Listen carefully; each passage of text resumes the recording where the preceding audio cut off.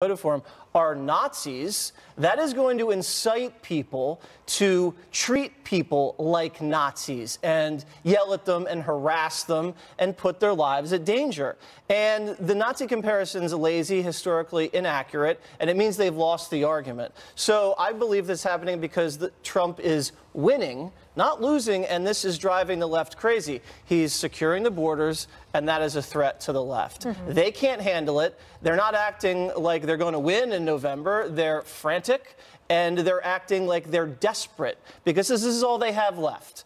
And if he succeeds and he is reelected, they have nothing. So you have the people like Peter Fonda, you have Maxine Waters, Kathy Griffin. They are literally melting down before our eyes, and there's no one in the Democratic Party that can control them, and it's just helping Donald Trump succeed. And his numbers are at record high right now. Hey, you know, Kimberly, Charles Krauthammer just passed away. He had a phrase that we all remember, which was, as a conservative, we think they are wrong, but the left thinks we're evil. Yeah. And I think this is the problem, is that if they think that you're evil, they can do anything to you. If they think you're a Nazi, then morally, they are right to go after you. Right. It justifies the level of vitriol and, you know, the rhetoric that is just so, you know, repugnant to attack people or someone's family, to be able to say to somebody, you can't eat here at this restaurant, yet they fight for the cases for even, like, say, gay rights to be able to have a wedding cake made or something of that nature. So there's a real, you know, hypocrisy latent in there. But if they feel justified, like with the Antifa and others that say, well, we're fighting against evil, against something like the devil, then they say they're justified in doing it morally and ethically, so therefore anything goes. Like somebody like Maxine Waters calling for this, or calling to put, you know, a child in a cage with pedophiles, making personal attacks against families, or increasing sort of the level of rhetoric and hate to say, go after them personally. I mean, can you imagine Sarah Sanders or her family going into a restaurant and you could tell somebody you can't eat there? I mean, this is so far like going back, you know, in time. This isn't moving forward in terms of civility of discourse and disagreeing with somebody versus, you know, hating their guts and saying, I can do anything to you, whether it's rhetoric or whether it's physical violence, to justify my cause because of, you know, who you are and what you stand for. But I don't think, let me just say, I don't think this started before. I think a lot of this is out of Trump's rhetoric and the way that Trump speaks and Trump policies. And so I didn't see this happening under Obama. I don't remember this happening under, even when there was anger, remember George W. Bush about not finding weapons of mass destruction and crude things about blood flow. But I don't remember this kind of acting out on either side.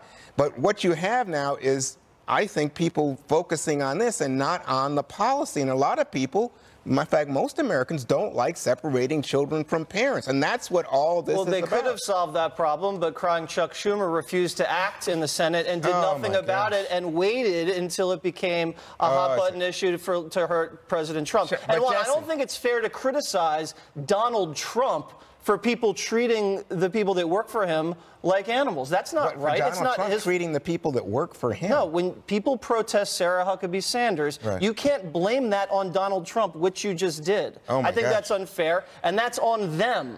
That is on them. That is not on Donald Trump. If you go to a Donald Trump rally and Donald Trump is standing up there and saying, I'll pay legal fees if any of you want to beat up some of these people. I mean, what is going on? We all know now that the people swinging were paid protesters How about from the DNC. Donald Trump saying, oh, if Hillary Clinton is elected and points a Supreme Court judge who does anything to your gun rights, well, I guess you Second Amendment people have to take. I mean, come on, But there hasn't been examples of radical, violent, and hateful Trump supporters disrespecting people in public places like restaurants, like is happening on the other side. Oh, what do you call that lady getting run over a year ago in Charlottesville, Jesse? I think that I wouldn't blame Donald Trump for that. I would blame that individual for that. I see. Very interesting. The problem is, how do you blame the restaurant owner? Nobody in the Democratic Party told the restaurant owner what to do. Wait a second. The people on the Democratic Party have been calling Trump a Nazi and saying, and like Maxine Waters saying, I encourage you to go call people out to their face and refuse them service. I think we can. I blame her. I think the whataboutism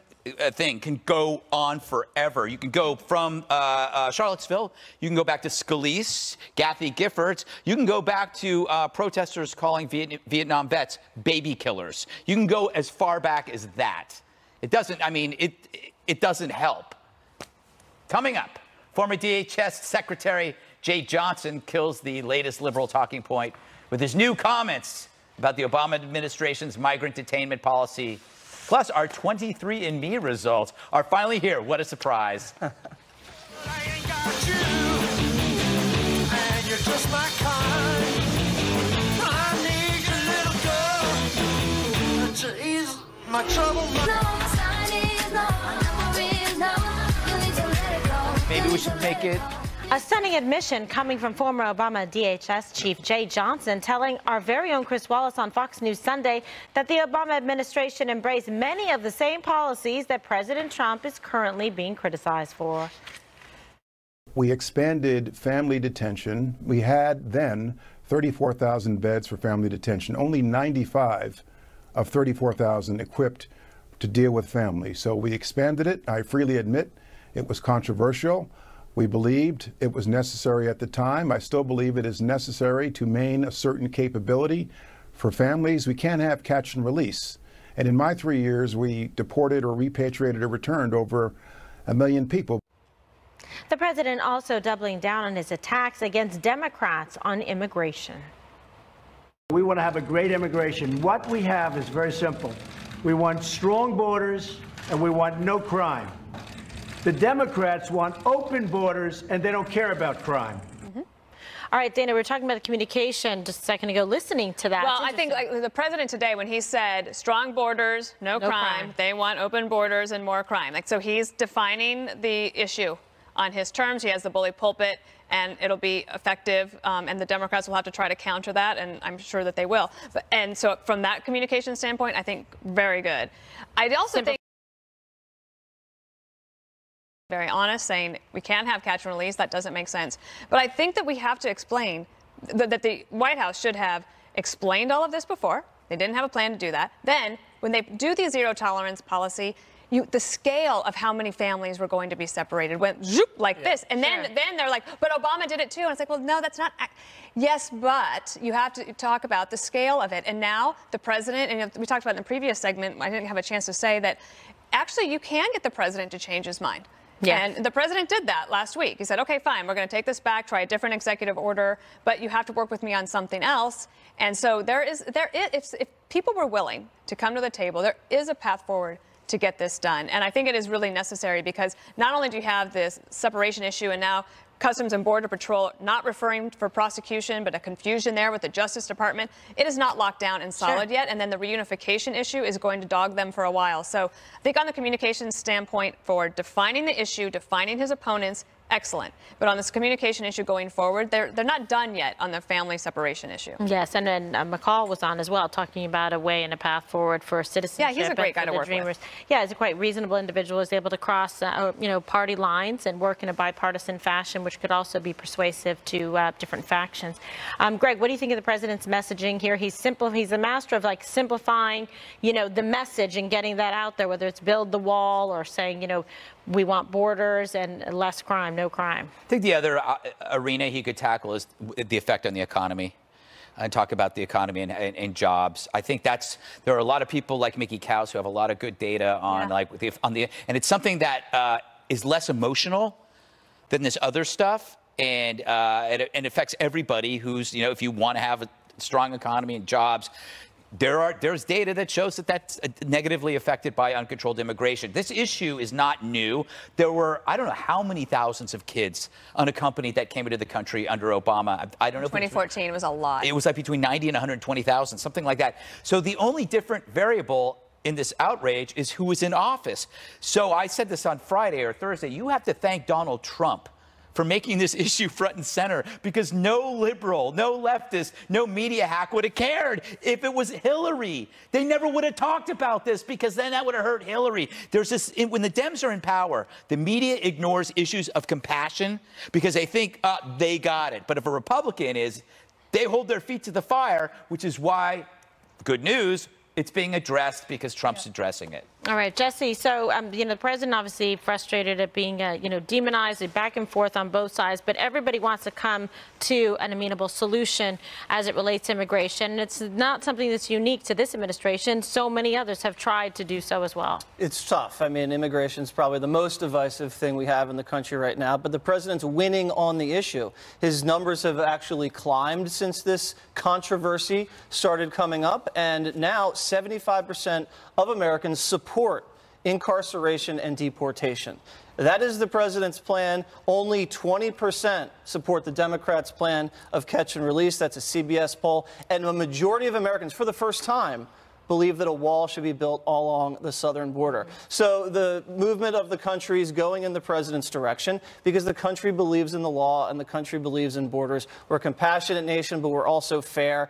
And it's a national security situation and an economic security situation. People understand that, and that's why he was elected. All right. So, Juan, the president trying to make inroads here and address all of the concerns, and obviously putting the concerns of national security, safety, public safety, border security, and upholding the law, which is his job as commander-in-chief, to make sure that we are secure as a country while still being compassionate. I think he's stirring up an issue for the midterms. I don't think that any of those issues are on the table. It's not a national security issue at the moment. We have a border. We have a 70-year low in terms of people crossing that border illegally. We've had a recent upsurge, I think, in the last 2 or 3 months, even as he was pursuing this family separation policy. So we know that's not what it's about. It's not about illegal drugs, which come through legal ports. I think this is an issue which fires up his base, in which he has decided. He says the Democrats like this issue. He says, you know what? He likes this issue for the midterms. I would just point out to you, to me, the craziest thing that happened over the weekend was the president saying, no more, why do we need courts? Why do we need judges for these immigrants? Just throw them out. As if people who are fleeing violence in Guatemala or El Salvador or the gangs that he always talks about have no legitimate reason to say, hey, this is America. Well, we believe in asylum. Go to the port of entry, Juan. But I'm just telling you, and by the way, on the thing that Jay Johnson was talking about, we have had under the Obama administration an effort not to simply catch and release. So they expanded the number of beds available to families for people who came with families. That's wholly different than what the President Trump is doing. He established a new policy to separate families from children. He's saying follow the laws, go to the point of entry. We have laws on the books about how to become a citizen of the United States that should be observed equally and uniformly. Next up, more evidence Democrats need to work harder to win back seats in November.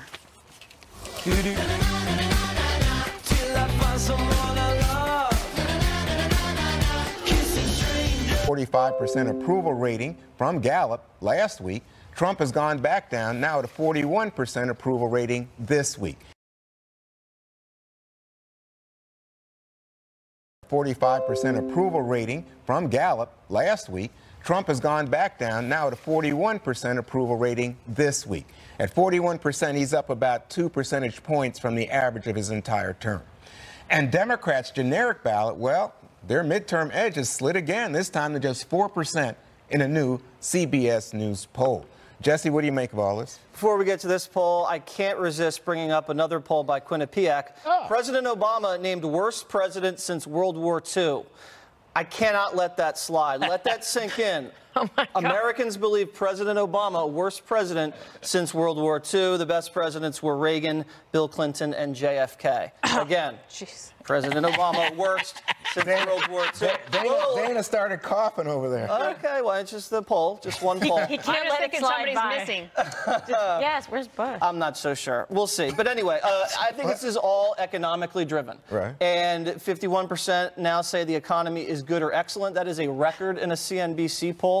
And at this point in the Trump presidency, it finally feels like the country and the people are getting comfortable and used to having him be president.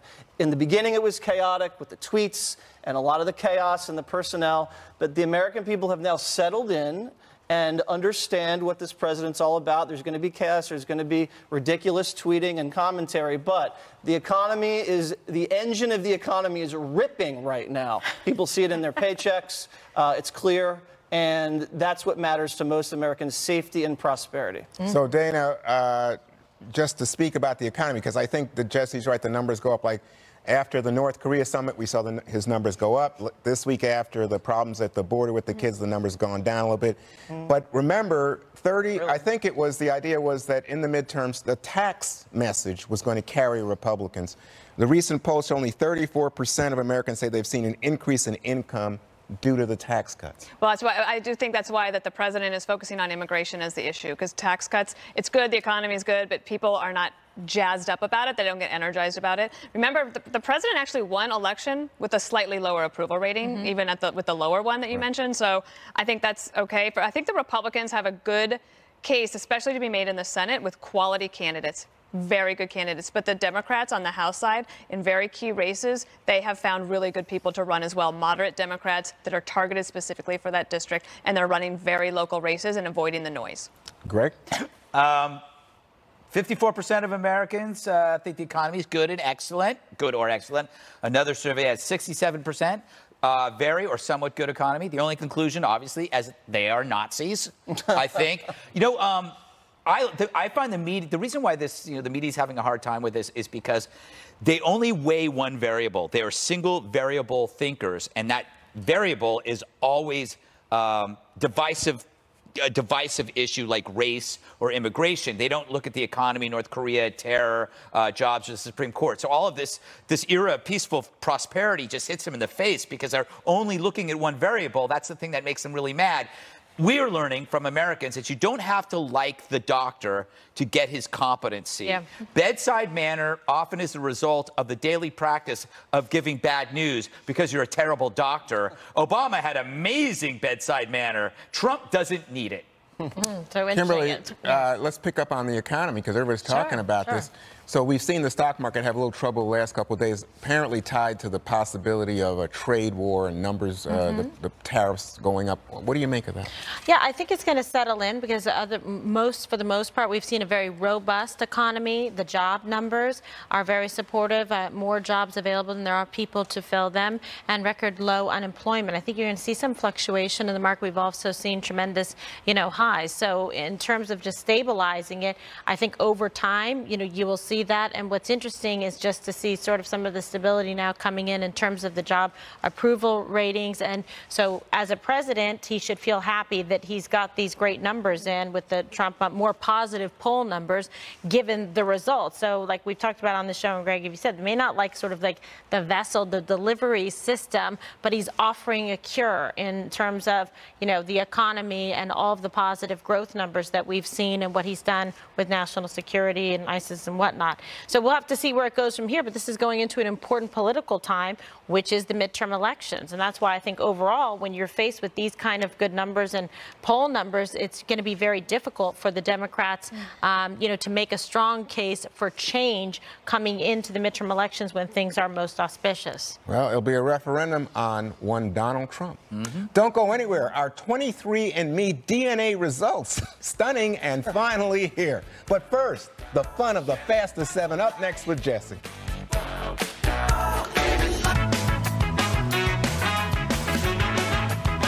Welcome back. Time for the fastest 7. First up. Last week, we told you about NBC Tonight Show host Jimmy Fallon's feelings of personal regret over a hair-tussling 2016 interaction with then-candidate Donald Trump.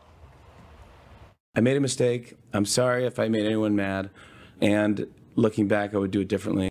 The president is now telling Fallon to man up, tweeting, Jimmy Fallon is now whimpering to all that he did the famous hair show with me, where he seriously messed up my hair, and that he would have now done it differently because it is said to have humanized me. He is taking heat. He called and said, monster ratings, be a man, Jimmy. What do you think, Greg?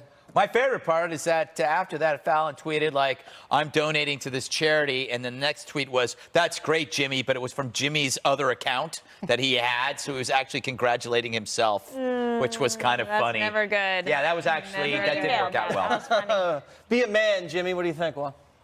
I don't understand. It seems to me Donald Trump loves to fight somebody. And to have somebody to pick on all the time. Well, he's got plenty of choices. And he just goes, because Jimmy Fallon actually, he saw a dip in his ratings, and we've seen Stephen Colbert now ahead of Jimmy Fallon most likely. I think that's what this is about. But the president loves to get in any schoolyard fight. And usually wins. All right, Roseanne Barr getting emotional in her first interview since being fired from her namesake show over a racist tweet she sent out about Valerie Jarrett. I've lost everything, and I regretted it before I lost everything. I am not a racist. I'm an idiot. I am willing to accept whatever consequences this brings because I know I've done wrong. Meanwhile, ABC is moving on without its big star, announcing last week that it's going forward with a Roseanne-free spin-off show called The Conners. I kind of like that.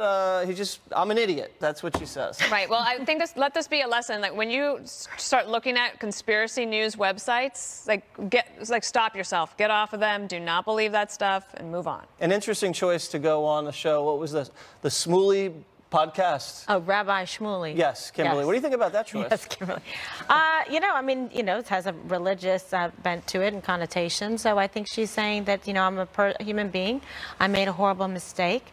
I'm very sorry for it. I'm not a racist. But she's saying, look, it was an awful thing to say. She wasn't thinking, so she called herself an idiot. I mean, it's pretty revealing, and she's throwing herself out there. It's the right thing to do, to apologize and to say that it was wrong. She's not trying to justify it. So we'll see how it plays. At least she knows she has said that. And I think that's important for her to have done. Whether it's accepted or believed or not is for the receiver. What do you think, Juan? You accept her apology?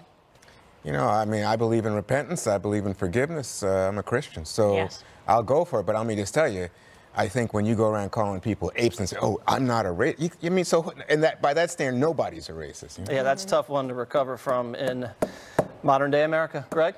I forgive everybody. I forgave Joy Reid, Joy Behar. I don't forgive people who advance violence, like Peter Fonda. And I saw a couple of people that were, when they take pleasure in somebody's career being over. Saw that this morning on Fox News. They had some guests on. I can't think, two guys, and they were like laughing that her career was over. And I just thought, you know what? She's paid the price. There, but for the grace of God, go you. Yeah. Yep, it happened to you. That's true. The internet has dubbed the San Francisco woman Permit Patty after a video posted to Instagram allegedly shows her calling the cops on a young African-American girl selling water to help earn money to go to Disneyland. This woman don't want to let a little girl sell some water. She calling the police on an 8-year-old little girl. You can hide all you want. The whole world gonna see you, boo. Yeah, and illegally selling water without a permit? Yeah. On my property. It's not your property. The woman, later identified as Allison Edel, says she made a mistake, would like to apologize to the little girl, and offers her rationale for calling the police in an interview on the Today Show. I tried to be polite, but I was stern. And I said, please, I'm trying to work. You're screaming, you're yelling. And people have open windows. It's a hot day. Can you please keep it down? Come on, Permit Patty. This combines everything I hate about life. Permits. Right. Permits. Why do we have permits at all? It's stupid. Hall monitors who need to police other people's actions, like her calling this on this poor girl. And then the use of social media to turn a local story into a national one. Communities used to solve these things on their own. Now it's the court of public opinion. Yeah. What a nerd, right, Dana?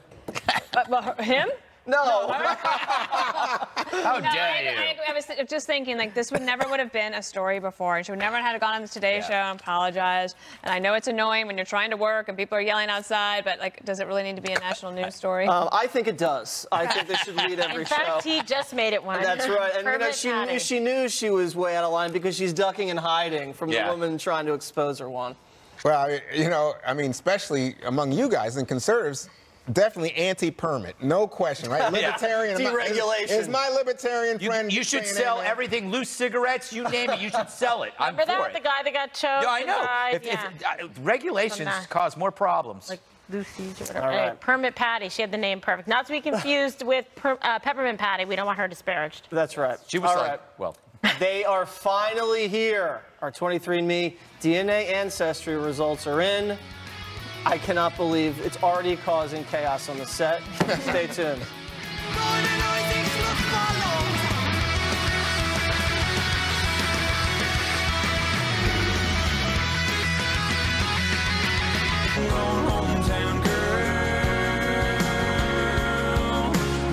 So it's the moment we've been waiting for. Thanks to 23andMe, we finally all know the truth about our heritage after spitting into some test tubes and sending them to the lab. We have the DNA results. Enough talk. Let's get to it. Greg, do you have any surprises? Well, it turns out I've been fingered in a dozen unsolved murders.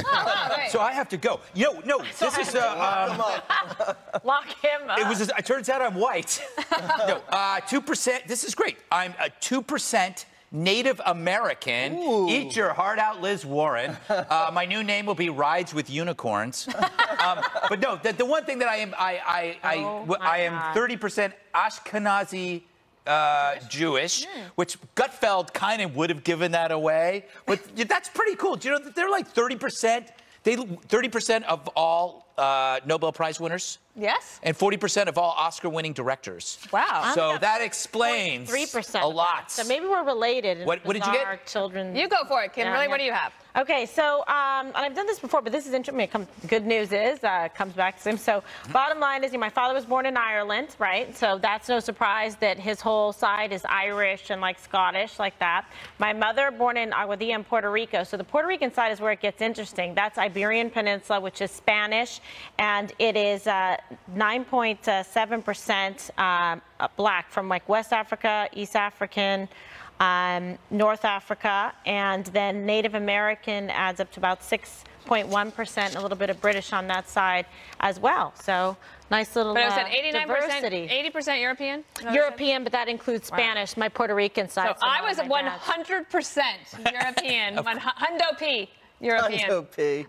But so my great-grandparents lived in Italy. They came from Italy to Homestead, but I'm only 2.2% Italian. I'm mostly British and Irish, so Peter. Oh, I guess we have more in common than we thought. And a little French and German. My mom knew that. The Balkan thing, 0.3%.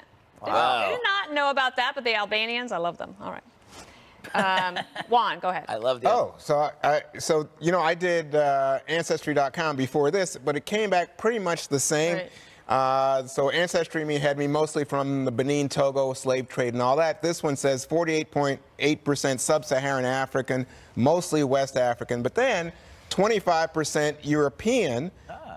British, Iberian. Greg and I do have some things in common. Yeah, I'm 9% Iberian. 0.2% Ashkenazi Jewish, you know. Oh, we're all related there. So whereas Ancestry.com had me like 27, 28% South Asian, this one has me 20% South Asian, more European than South Asian. It's interesting. That way. All right, Jesse's the only one who has not looked until this very moment. So, Jesse. This is the big reveal. This is an authentic reaction. You got to turn it to the next Whoa, wait a second. I'm going to read it off the screen. 99.9% European. Oh, I was hundo P. Mostly British. God, you're French. And I am a little French. Me too. It says you're a lot French. No, 5.9%. You're more French than I am. You're more French than I am. Scandinavian. No, I'm 30%. Oh, I'm 0.1% sub-Saharan African. Sweet. Wait a minute. So you're related to me and Juan. Yeah. So when big happy family. When I call you a frat bro, now brother from another mother, right? Check it out, man. Stuff. Oh my God. Very interesting. You see how people migrate, how people migrated all from around and got to where they are now. That's a good way of putting it. Okay. This is astrology for people who like science. Yes. Now you can pick through it and find out more and more information about your loved ones. Doesn't it show, though, that overall people are more related than, you might think we all That is actually, I love that. And I think all right. Thank you, 23andMe, for that. One more thing is up next. Feel like a hard to get started when I'm driving, turning every head. Oh, my gosh. Hey, it's time for one more thing. Just talk about me being a Jew. I'm a Jew. Jesse's black. The world's changing. No, what are you, Jesse? I am sub-Saharan African. Yeah, there you go. Yes, I am a black Trump supporter. Oh, my God. Black Trump. All right. Save us, Lord. Oh, God. My goodness. All right. My book tour information is up at gutfeld.com, and you can find out where I'm coming. Plus, I got an article called My Guide to Social Media Redemption. That's on foxnewsopinion.com. It talks about how to save yourself from social media. And it's time for Greg's Cockatiel playing the drum news. Oh, God. Yeah, I know. Let's just roll it and get it over with before I... Look, it's a cockatiel playing drums. Incredible rhythm, that cockatiel. Better than some of the music you play on your bump. Oh, He's touring with Slayer next month, in case you're wondering. All right. Syncopation there. Jesse. All right, a lot of people watching the World Cup over the weekend. Some really great games. This is some reaction to an English goal in probably my hometown in Dunstable, England on Sunday. Check this out.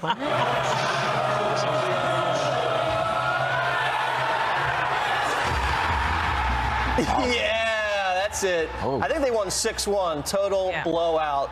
And Peter was very they're one of the happy. favorites to win, I think. Well, he said if they win their Peter thinks if they win their next one, they could go to the championship. Peter knows his soccer. Yes. All right, Dana. All right, so my friend Ingrid Hendrickson did something wonderful for herself and her family today. She finally took all of my advice. She got a dog. This is a little Shih Tzu that came Watch your over the mouth. weekend. That's what they call him. I think it doesn't have a name yet, though. The little kids apparently are calling her little kids, her 3 grandkids, Andrew, Charlie, and Mila. They called the little dog Maxie.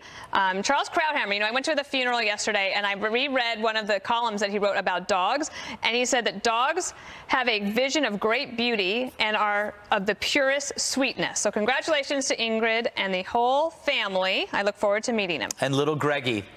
Oh, that's a great Little call it Greggy. Greggy. Or Gigi. All right, Juan. So New York City traffic, as you know, it can get pretty crazy around here. Last Thursday, one man found a creative way to speed up his commute from New Jersey to Manhattan. Yep, that's right. Scott Holt of Jersey City stood tall on a paddleboard while in suit and dress shoes, he rode himself across the Hudson River to New York. He also had a briefcase in his hand.